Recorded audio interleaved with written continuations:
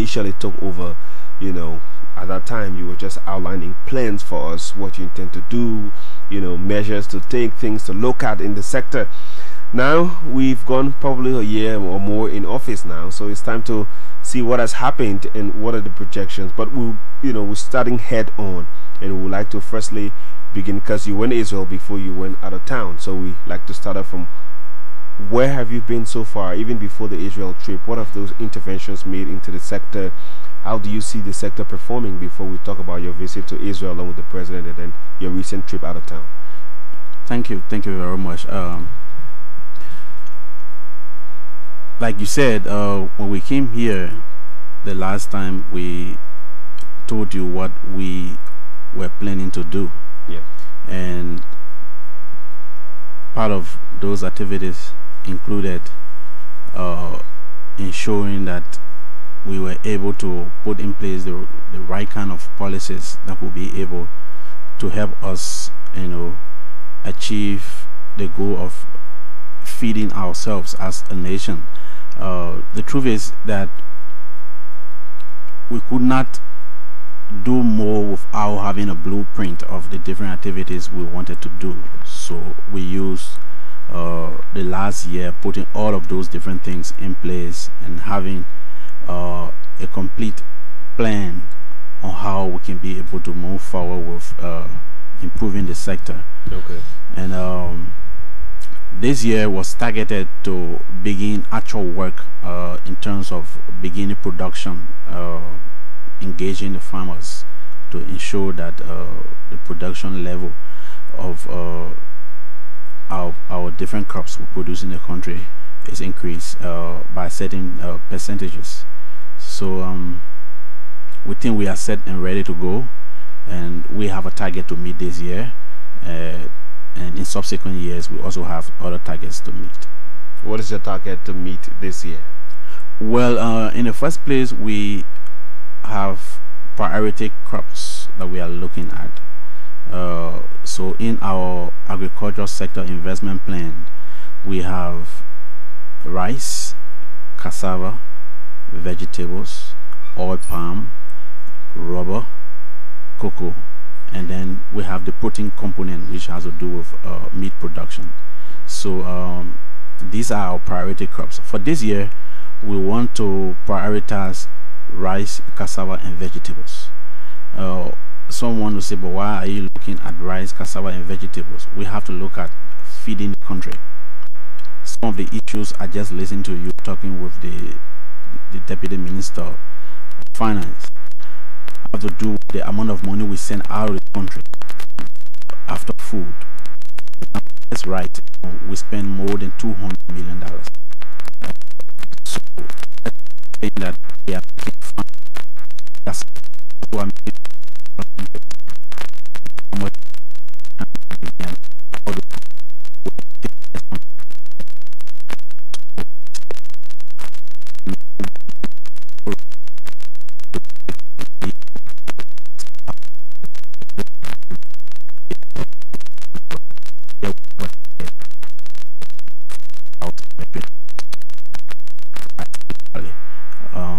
then we are going to also do similar thing in giving assistance to vegetable farmers, because the rice has to go with the vegetables. And then we are also going to invest into poultry and other areas. We're not saying that other sectors will not be, other areas will not be looked at, but we are going to look at the food security issue as a priority this year. Quite interesting. Now quickly to move to, because there are lots of things to talk about, and it's key that you've told us your projection in terms of, but how many farmers are you working with? When I mean with you now, the ministry is working with to secure that producing over 40,000 metric tons is realistic. Okay, so to do that, we are going to be engaged with over 20,000-30,000 smallholder farmers. Okay. But because of the nature of the work and what we want to do, being aware of the fact that we have been involved with this subsistence farming for too many years, and which has not been able to help us, the president has said, look, we need to go mechanized. We need to do large farms. Okay. It is important that we go into commercial agriculture that can be able to bring great yields and great gains to the country.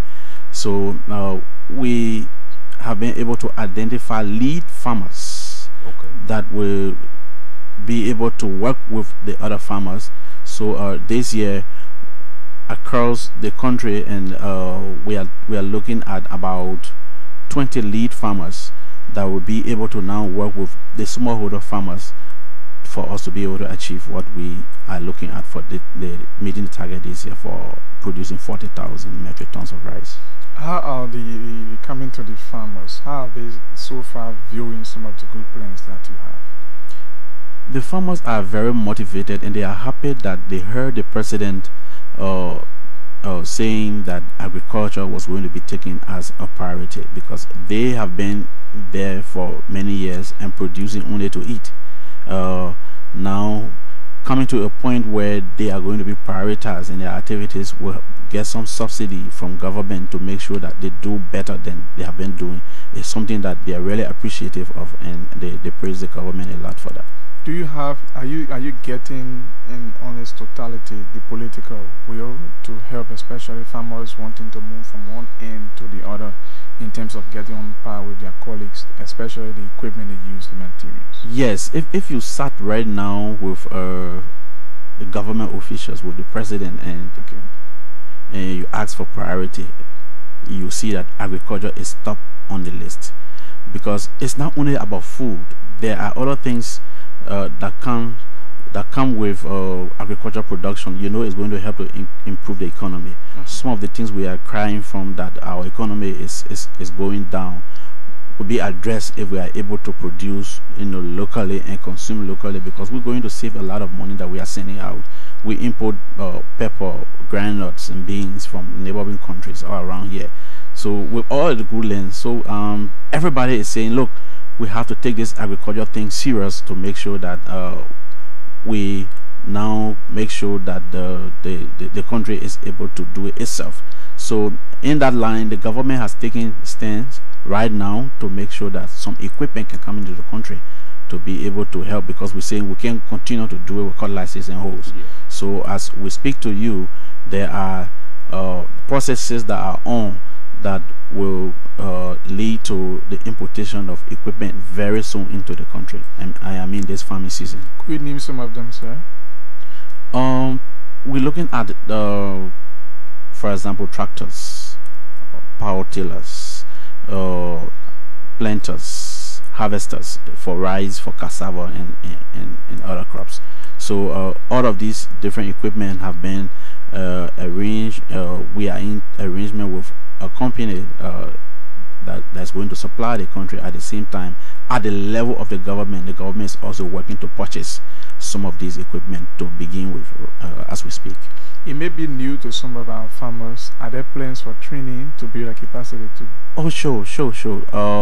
The farmers will be given the opportunity to get trained on these different equipment so that they are able to use it efficiently.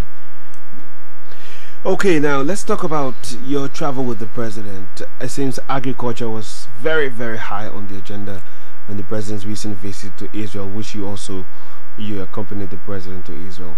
What exactly was the intent of going to Israel, and after the trip, what can you tell us as to how successful the trip was and what do we look forward to? Looking at the component that had to do with agriculture, I can tell you that the trip was really successful. In fact, the president is laying a lot of emphasis on agriculture, up to the point where he wants to make sure that nothing passes by us when it comes to getting the kind of technology we need to increase production, when it comes to addressing the issue of extension services, which has been a problem for the ministry for many years. Up to now, the ministry has only around 60 extension workers across the country, and these extension workers are not able to provide the kind of services. So the president was with us and ensuring that he spoke to partners who could come in to provide the technology needed to increase growth, to make sure that there are people coming to work with our extension workers to train them the latest methods in production, and to also make sure that there are people coming in the country to produce. As we speak to you, there's a group standing by to come to do poultry, and others are coming in for other crops as well. So the trip was almost like entirely agriculture, based, even though there were other things, but the priority was agriculture. What sort of technology, I mean, are we looking at introducing in Liberia, especially from the experience from Israel? What sort of technology are we talking about? For example, greenhouse agriculture. Okay. Right, where you use very little piece of land and get a lot of yields. Going organic, trying to avoid the use of chemicals, because mind you, these very chemicals we use to on our crops, if we don't do them properly, also have health effects. So you want to bring in practices that will help not only to give the people food, but also to make sure that the food they are eating is healthy. So we were actually interested in looking at the organic model they use. Looking at fish farming is something we saw that was very interesting. Just a small place, and they told us, look, we get over 12,000 metric tons of fish here annually. You don't want to believe that. So that kind of technology coming in the country is going to help fish farmers to produce a lot. Another technology we saw was those who want to raise animals. You have a computerized system that looks at the different animals and is able to tell you this particular animal has a disease, it needs to be treated, it has this problem, and it tells you this is the treatment that should be given. So those kind of technologies. And the guy said, look, we are willing to come to Liberia to give the services. And in fact, the Mashav group, which is the Israel aid arm, okay, also offer a lot of training opportunities in agriculture for Liberians to go to Israel and work at these different areas, get trained, see different technologies, and get these technologies and bring them back to Liberia so that they can be transferred to other farmers. So it's true they will be coming, but they also want more Liberians to go there, and get trained and see what is on the ground and be able to transfer that when they come back home. The president, upon his arrival at the RRA, spoke about this particular issue, especially talking about getting some of the expert individuals to go back to Israel for further training and before jump-starting the project. Yeah. How soon do we expect you people going back? As we speak to you, in fact, we stay there and the invitation was given to us. So wow. We are right now beginning to do the recruitment of the kind of people that are needed to go. We have that in two phases. Okay. There's a first group that will go for 2 weeks. There's another group that will go for 11 months. Wow. So yes, and the 2 weeks is for short training to come back. The other group that will go for 11 months, they are going to get trained, and then they will be empowered to come back and begin similar thing. For example, you are assigned on a vegetable farm. What that farmer is doing, the kind of training they will put into you, they're going to give you some seed fund, something like a seed fund, that upon your return you come and begin similar thing in Liberia. So we have another group that will be going for that 11 months program, and when they come back they will be empowered to start similar activities around the country. How are you doing or carry on the selection process?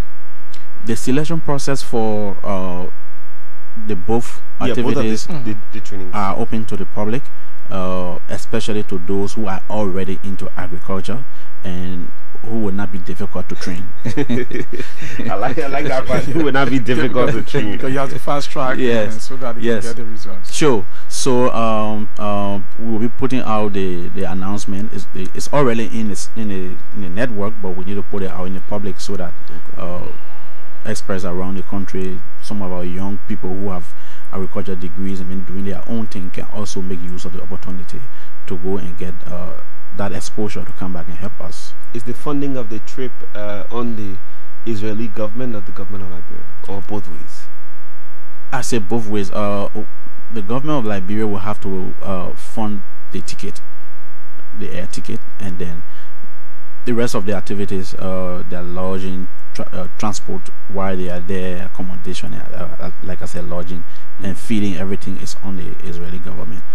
So we are now working with our partners within to see how we can be able to send. In fact, they open it to Liberia. They say Liberia can send as many persons as possible. So yes, that gives us the opportunity to see how we can get people from the different specializations to go to Israel and get trained to come back to help us. Now that you've come back with a lot on your plate, you also took some time out to immediately upon return take your county tour. I mean, was that planned, or when you came back you saw the need? No, we planned that just before the trip. So okay. My team had worked on that while I was out, because we started the plan. So upon my return, I had to just pass through Monrovia. I didn't stop that day. From the airport straight wow. to Bong, and then we continued the activity the next day, because what was the overall purpose of the tour? Good. It was meant to go back to the farmers to tell them, look, we are ready to work, and we want you to open up and let us know what are the immediate things you think we can be able to do, and what are those things you already know how to do and that we don't have to be worried about. And we were able to meet farmers in Bong, Lofa, Nimba, Grand Jide and River G counties for this first phase. So we will be going back for another phase where we will visit the other counties. What were some of the, sorry Daniel, some of the feedbacks or issues that the farmers raised? Generally, the farmers raise issues around the lack of equipment to do the kind of work that we want them to do. Okay. They were looking at agricultural inputs, maybe looking at fertilizers and chemicals that will be able to help, because there are issues we have with some of the soil, because over the years they have been used, the nutrients in those soils have reduced, so there's a need to improve the nutrients. So that's the reason why we need fertilizers. We have issues with fall armyworm coming around, so we need to address that issue. So because some of these fall armyworm directly attack rice, while others attack maize, and rice being our target, we have to make sure that we have the kind of measures taken to prevent them from destroying what we are about to do. So the farmers also said they needed money, but we told them we're not going to give any farmer cash. We're going to give you services and equipment that you need to do the work. One thing is we're trying to shift the minds of the farmers away from this dependency syndrome. We also observe as a challenge to the country, that most of these farmers are waiting for NGOs to go in and give them supplies. So until NGOs go in, they are not doing anything. They are waiting, and you ask them, why are you not working? We're waiting for people to come and give us cutlasses and hoes. And so we were telling them, no, look, we have to change this thing around. We got assistance for NGOs because we came from war. We were in war and we needed to be supported. Now that we are out of the war, there's a need for us to change our thinking and see farming as a business, that we don't have to depend on people to give us support before. We can do our own thing. But how do you do that? I mean, if it's not available, it's just not available. How do you do that? Provide how, because it's like when I provide you a cutlass, you use that cutlass, and until that cutlass is finished, then business is finished. Okay, so I gave you cutlass this year, Daniel, and you use the cutlass this year. The cutlass got finished. What sustainable method are you using so that when I don't have cutlass to give you again, you can continue? So that's what we're trying to say, because the issue of just giving arm to farmers is not sustainable. Of course. So it makes the thing to always have a bridge. They go to a place they have to stop. So we're saying, look, we're going to work with you so that whatever we gave you, you are able to use it and make agriculture as a business, not as something you just want to do, but that you can take it as a means of livelihood. This is job. So if you hear the government saying providing jobs, another way is to give you support, that you are able to raise money. Interestingly, on the trip we have FAO and WFP. These are two key partners from the UN that we had with us, and they were there looking at the technical side and the business side as well. So FAO was mainly concerned about what technical assistance the farmers would need, laying all the swamp, for example, so that they are able to get water throughout the year, you know, for maybe 2-3 cycles of production, right? WFP was there to see how they can be able to look at the marketing aspect. For example, currently WFP is buying food from the local farmers, is buying rice and feeding schools. So can you, the farmers, use this as an opportunity to grow more food, since there's a market that the World Food Program will buy the rice from you and supply the schools? And they say, we didn't see it this way, but now that we have it clear, we are ready to work and we are ready to move on. The issue of land, over the period too, some farmers complain about the availability of land and other issues. Did they raise that as well? Few areas we heard that, and we are also working with the local government, in fact working with the Ministry of Internal Affairs. Sometimes back, about 2 months ago, the Ministry of Agriculture and the Ministry of Internal Affairs signed an MOU to go into communal farming, and we are trying to make use of this MOU to make sure that we also drive through to the local government structure to help talk to the traditional people, for those who want land to farm, to be able to get land. We had a particular case in Granjide where a farming group said that they have been farming, but then the land they have been using, because people are seeing the production and see that they are getting something, they're asking them to leave the land. So they are asking us, we are ready for production, but we don't have land, so please, you know, find a way to see how we can get land. So we talked to the county agriculture officer, because at that time we had just left the superintendent's office, so we couldn't go back there because we were going elsewhere. And I gave him a message to meet the superintendent and then be able to make sure that they can be able to provide land for those people, because they are ready, they have equipment, they want to work, they don't have the land. You know, Minister, the next thing here is it's a good thing to provide farmers with all of the equipment they need, and provide them with the basic technology they need to do farming. But if, for example, we are trying to annex 40,000 metric tons of rice this year, and the Liberian rice is still expensive as opposed to the rice imported, I mean, there's still a problem. Because the rice imported is cheaper and the Liberian made rice is expensive. So the issue of subsidy comes in. Good. That's the reason. If the farmer is doing everything and they are not getting support, I mean, at the end of the day, they're going to make sure they want to get their money back, right? So that's why government is coming in to make sure that some of these things are addressed. For example, the money put in for labor, for people to clear your land, prepare it for planting, it's a lot.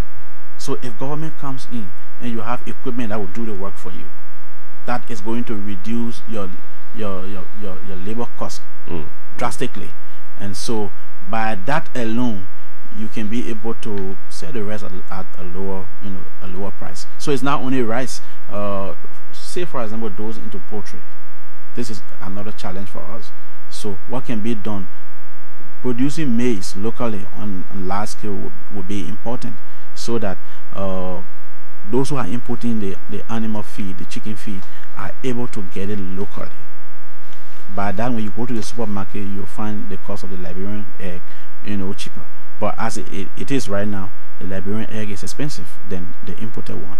So we are working and looking at all of those different things to ensure that we have quality rice or different produce available on the market, but at the same time that they will be competitive, with the imported ones. So because gradually we want to see how we can reduce importation. The last time you were here, I asked you a question about diversifying the country in terms of food production. So we know, for example, Lofa is called the bread basket. This other place is called this and that. And you talked about some sort of survey to be able to tell us that we can produce cocoa, for example, from these three counties. We can produce other things there, but the major crop is this region.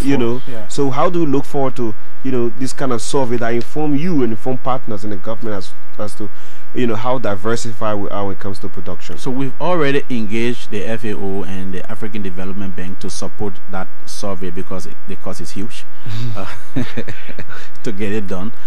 We've already engaged them so that we can do that survey. In the meantime, traditionally there are areas we know where people do certain things best. So we are making use of that information to make sure that we go on what we're doing this year. Wonderful.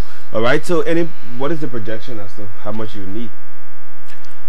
Okay, cumulatively for the survey we're looking at something a little close to $5 million to be able to do entirely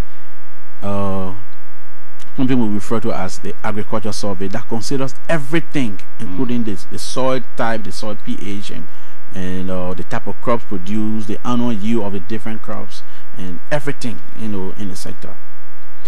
Quite very interesting. Now let's talk a bit about your budget at the Ministry of Agriculture. Yeah, that is quite key to the entire process, because all of what we're talking about, if you just can't have fuel to drive from here, and you listen to the financial reports that are coming up talking about slashing slashing fuel and slashing scratch cars and this will also hinder and hamper your work. Okay, having a smart leader is good, because the president is looking beyond just the budget and also talking to partners to come in, because the current issue in the country is something, like when I listened to the deputy minister speak, he said this is something that has like evolved over time. It didn't just happen one time. So while we are addressing that, we have to look for options, and this is what the president is doing. He's looking for the different options that can make the problem solved, because he's aware that agriculture is going to actually improve the economy. He sees agriculture as a way of quickly allowing the economy to grow. So he's talking to friendly governments and friends to make sure that they can give support in that line, while we are also looking at what we can raise domestically to add to the budget to address that issue.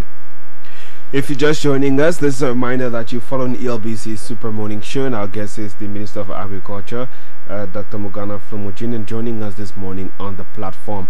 For those of you who are following and now have questions or comments to make to the Minister, you can do so on 0776 089 713, 0776 089 713, or 0880 514 096, 0880 514 096. Those are the numbers to join in and ask your question or make your comment this morning on the platform. Let's hear from the first caller. Good morning. Hello. Good morning. Yeah, good morning, Daniel. Thank you for joining us. How are you doing? I'm okay. My name is Thomas Ebiame, and I join you from Lopa County. Go ahead, sir. Let me say good morning to Dr. Flomo. Okay. The information being provided by the DAP is quite correct. But Daniel, one of the problems of Liberia when it comes to our agricultural sector is I have observed that our agriculture sector is based too much on policy, and agriculture is pragmatic. You can be involved in a lot of policy making and you expect to have a success. What do I mean by this, Daniel? I've had an experience wherein, because I'm in Lofa and I'm speaking also as an agriculturist as well. If you observe our agricultural sector, like Dad said, Daniel will lack extension agents. There are many innovations that have been around, but farmers don't have the idea to this innovation.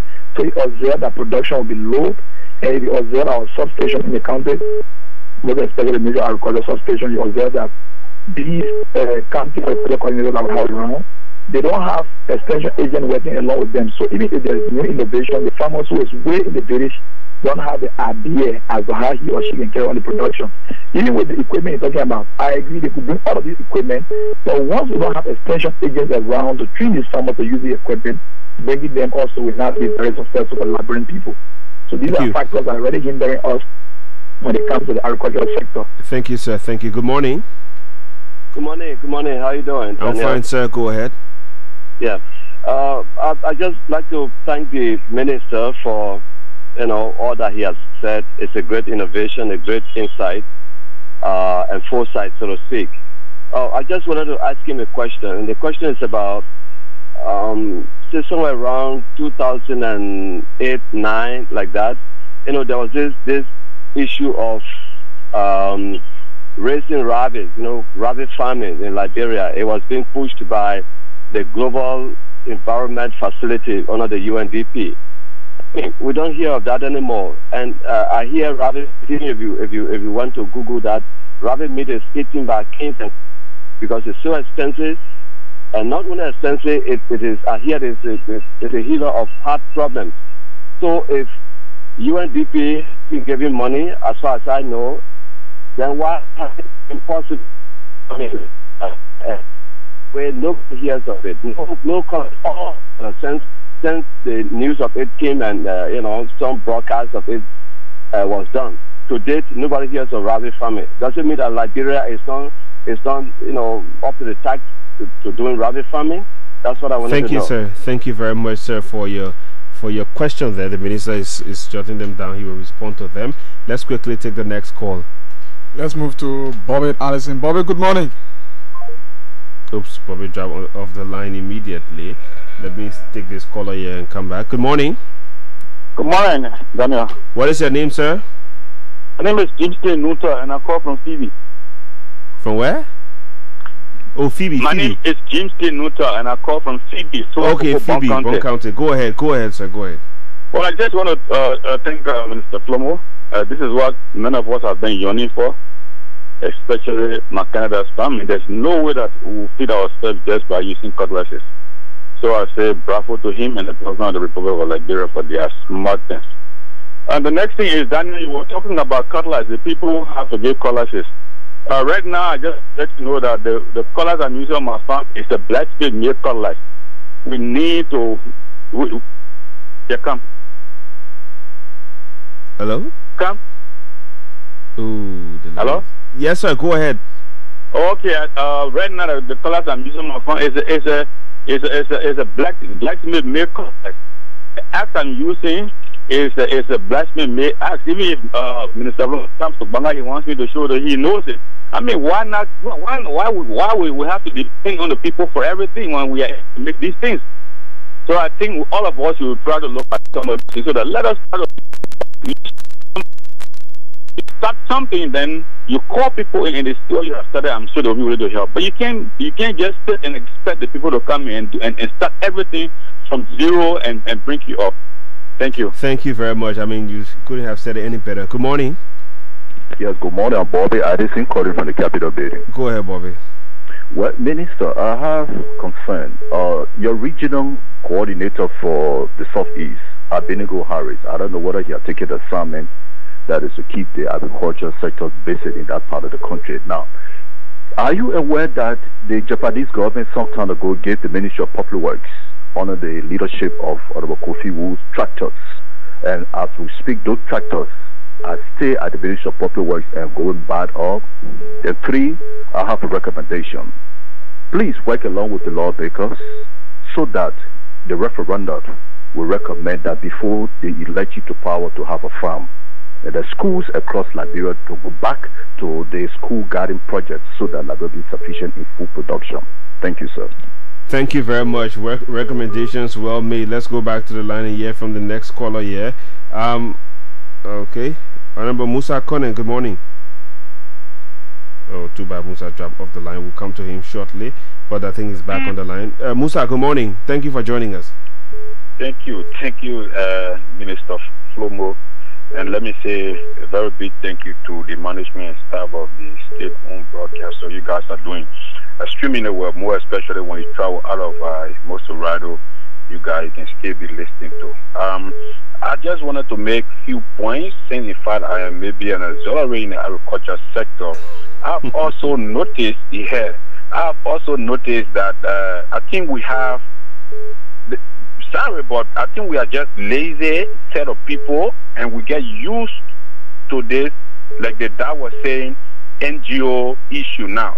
Somebody make good mention about cutlass. I was in one gathering just in Lofa a few days ago, and then somebody, when we were discussing about agriculture, somebody said they don't even have cutlasses. And I say, you serious? They say, yeah, but then I live in the interior, Daniel. I saw black-made men making cutlasses, and our people use them.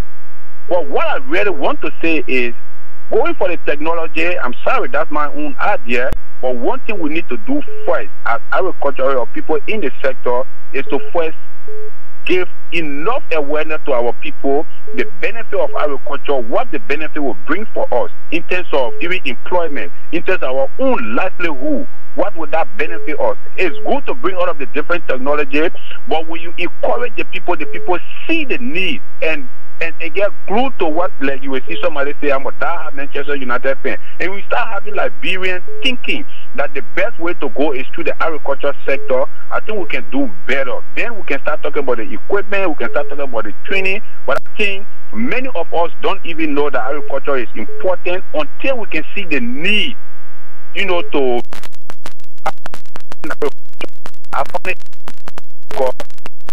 between the people want to get degree, people want to get, you know, document because of qualification, but you have to have the passion. And like somebody said, agriculture for me, my little understanding for the short time, today actually 1 year is practical work. If you are not practical, if you sit in the office, trust me, you can do all of the policy, you will not benefit anything. But I like the way that is moving. In most instances, he and I think the same way, because I see for the first time, he's one of those agriculture ministers that I see engaged in going to the people and talking to them. And I believe if we intensify that, we can actually get what we want to get in the agriculture sector. But until that can happen, it becomes a little difficult for us. So I just want to say thank you, Dad. Please don't also forget that likewise one of your child, and we also seeking a same support in as much as yours is also little, but we also look forward to, you know, working with you, and our doors are always open to work and make Liberia agriculture sector a better one. Thank you very much. Thank you. Let's take one more, then the minister can respond to some of the many concerns and questions that have come to him thus far. PG Blenyeswa, good morning, you're live. Thank you, thank you. Let me say good morning to your Scott and Daniel. Daniel, good morning, how are you? Let me say good morning to the Honorable Minister. Go ahead. We listened to a lot of people when the Nigerian president visited Israel, and they said the visit was just a mere bluff. And now today the agriculture minister is outlining some of the benefit that we expect to get. And more to that, Daniel and Julius, the issue of agriculture is very much important. So the agriculture minister did well to join some of the partners who want to feed and see Nimba, Lofa, Bon, and some other counties. I know it's good to do a survey and you know where to start from, and you know where Liberians need when it comes to improving our economies, because agriculture is number one. So we need to do all that we can join the minister as Liberian to support the president, support agricultural activities, and we also join. And again, I want to recommend to the minister that you should not forget about signing we are going making Swan Farm. Thank you very much. Minister, please respond to some of the concerns that have come up, please. Yes, okay. I don't know who I can start with, but I think the concerns raised there, the first person talked about rabbits. Again, it brings us back to what I was saying about sustainability. So if we designed a project and we went to the people and said, and we came for you to make rabbit farm, so they will make the rabbit farm as long as we are giving them support. Once the support ceases, the rabbit farming ceases. So there is a need for us to go beyond just giving them support, to working along with them and then creating in them a mind that this thing is something that you can use to survive. So it's better to do it as a business. One particular farming group in Grand Jide, they are right in Zredru that I met. They were given one power tiller by the Ministry of Agriculture. Guess what they are doing? They send the power tiller to the individual farms, but the individual farmers pay some fees for the services provided by the power tiller. And the reason for that is to be able to collect some funds that they can keep, so that in case the power tiller has a problem, they can use that fund to buy spare parts to be able to continue to use it. That's thinking in a sustainable manner. But everybody uses the equipment free. At the end of the day, when the equipment gets damaged, that's okay. It means government has to bring new one. So we are trying to work with them to change the mind so that they see this thing as their own and that they can survive, on it. So the rabbit farming was not successful because it was not sustainable. It was something that people, just took as a means of making fun at that time because the supports were available. Talking about the regional agriculture guy from Southeast, yeah. He was with us on the trip. He is there. He has taken assignment ever since. We expect him to be there. So if he has not been there, then we need to get additional information from Mr. Allison on that. But we met him there and he worked with us. We went around and visited different counties. Concerning the tractors, we're going to check to see what that is. And there are plans to also sign similar MOU that we signed with Ministry of Internal Affairs with the Ministry of Education. Okay. So that we go into encouraging all of the schools to have school guidance, since in fact WFP is providing food for these schools and buying the rice from the rice farmers. The Minister of Education and myself started the discussion, and we are going to let our technicians work together so that we sign an MOU that will make us to work with the schools to also be able to help them produce something that the school can be able to use. And all of these different things will help to increase the availability of food on the market. Okay, so we'll take the final batch of calls, and before we wrap up this segment of the program, 0776-089-713, 0776-089-713, or 0880-514-096. Good morning. Yes. Good morning. Go ahead, please. Hello? Go ahead, please. Good morning. Yes. Good morning, Angra, and good morning, Mr. Minister. My name is Bishop Gilbert Akwa from the Puebla. I have a concern for the minister. My concern has to do with, to be precise, on the 24th of December, the minister through SAPEC signed a contract with eight contractors for some infrastructure projects. And according to this contract, the contract has a timeline, and within 14 days the contractors will take over the site. And while the contractor was working to prepare their insurance bond and other activities and mobilizations of materials and manpower, and the government put on state order. And this state order, although it is not found, there is no clause that falls within the contract that the government can make a reference to. And we continue to exercise restraint, but it seems that it is perpetual. So I would like to hear from the minister what's the status of this process. Okay, thank you very much for your question there. Thank you very much for your question there. Let's go to this line here from the next person. Good morning. Good morning, Daniel, and morning to the Salame working minister. My name is Ojuku Bosua. Ojuku, sorry. You drop off the line. Let's go back to the line here from the next caller here. Good morning. Okay, that caller dropped off the line. Let me take this one. Good morning. Okay, sorry, that person is off the line as well. I think you need to go and reach out to join us here. Let me come back here and hear from this person. Good morning. Good morning, Daniel. Welcome. I did Ojuku back on the line. Go ahead, Ojuku. Honourable Minister, let me appreciate you kindly and all of your workforce at the Ministry of Agriculture. Daniel, I think it is only now that Liberians are going to realize that we have ministers at the Agriculture Ministry, because they are not sitting in your office. A few days ago, when I called Minister Wize, he was in Ganta, where people were harvesting rice. I think Liberia, what we can do, we need to feed ourselves. We need to join this convoy of the national government, that we can start our own backyard garden. Then we can call the national government to help us. And the minister talked about the cutlass issue.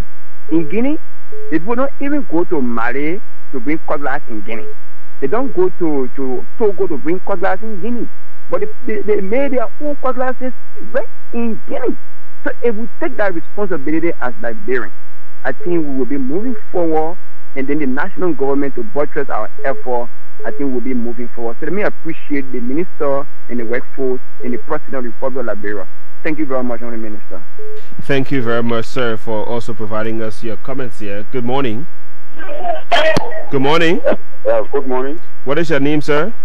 I'm Charles Domino Flomo. I'm a certified agro technician in the Republic of Liberia. I just want to thank the Honourable Minister for a brilliant deliberation this morning. Yes, my concern has to do with the agro equipment and the uses of it in Liberia. Because many of the time you go all around in the community, you see some NGO, give farmers some equipment without training. And you see all the equipment are packed. So I'm saying, Mr. Minister, what mechanism are you putting in place to do maybe a good assessment so that most of the equipment that are being provided by some NGO can be properly used by the farmer? That's my question. Thank you very much. I'll take one more because the minister too has got to go. Good morning. Let me go and take one more call. The minister can respond to the final, batch of calls before we wrap up on this segment of the program here. Good morning. Let me take this one. Good morning. Good morning. Welcome. What is your name? I'm Orlando Chile calling from Swahili, Greenville County. Go ahead, please. Go ahead. Yeah, want to take time to say thank to the Honourable Minister. I'm concerned how to do with land issues, more especially in Greenville. Local farmers have the interest to engage themselves into agriculture. But sometimes when you want to do your new project, you face problems on land issues. So I want to take this time to appeal to the minister to work on that problem. Because we're facing problems in Greenville, even not only Greenville alone, but all around Liberia. So that is my concern. All right, thank you very much. Minister, please respond to the final batch of concerns. Okay. And please don't forget, there was a suggestion to you that there should be a law to ensure that all government officials, before being appointed in government, they should have a farm. So that decision is to be taken by the Liberian people. So I mean, but you could champion that bill. Yes, sure. It's something. It's something good. I'm not sure it will make you unpopular. Yeah. So that's something to consider and discuss. So we're going to see how we can talk to other people and get their thinking about that. Okay. What's the other issue? The guy who talked about contract, we already had a meeting with the African Development Bank. And we discussed some issues around the issue of the contract. It was just meant to re-look at the figures in the contract, because sometimes you want to make sure you have value for money. You don't want to just spend money like that. So the government didn't do it in bad faith, but to ensure that the money mentioned is just worth the kind of work that should be done. So plans are on the way to kick it off. We are aware of the time frame of the project. Now, Reverend Robert Bimba wants me to ask you, his concern is, what is the government doing to remove tariff on agriculture imports and implement to support mechanization? We have been having discussions right now. In fact, we are trying to work on putting the mechanization plan together, because I mean all through the years Liberia has not had a mechanization plan. So there's no policy on mechanization in Liberia. So we are just trying to initiate that now. The policy will be able to clearly tell you what should happen and what should not happen. And in the meantime, we have been having discussions with the president's office, and there are considerations that there are indications that people who want to come in the country with equipment to help do what government wants will have some incentives. Okay, well, Minister, you have really addressed most of the concerns, at least for us this morning, and let's hear your parting comments. Great. Thank you very much for hosting me this morning, and I just want to use this occasion to thank all Liberians and encourage all Liberians to go back to the soil, to be able to do something that they can be able to live on. There are a lot of us in the city, in Monrovia, that are doing nothing. Is it possible that we can begin to think about going back to where we can be able to find some activities to do? The involvement of all of us to make sure that we produce enough food is going to help save this country. And as a farmer, I'm also concerned about always trying to encourage all Liberians to support the government. And I always like to say it. So having the opportunity here, I also want to encourage all of us to give support and pray for the success of this government. I've always said you can't be in your house and pray for your father to go to look for food and fail not to get food, because when he comes home without food, you yourself will not get food to eat. So there's a need for us to continue to pray and give support to this government so that the government is successful. The success of this government is the success of Liberia, is the success of individual families, is the success of farming activity in Liberia. And I want to thank all of you and thank the president so much for being far-sighted and showing that he works to make sure that as a country we are able to feed ourselves. That's something that if this country can achieve, we all will be proud of once we can feed ourselves. Thank you very much for hosting me. Thank you very much for coming. He's the Minister of Agriculture, Dr. Morgana Flomo Jr., joining us this morning on the Super Morning Show. Let's take a break. We'll be right back.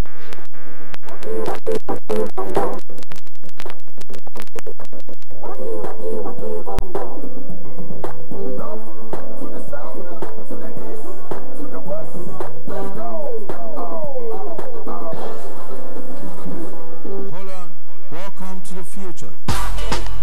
This is Julian, no shaking, with PCK and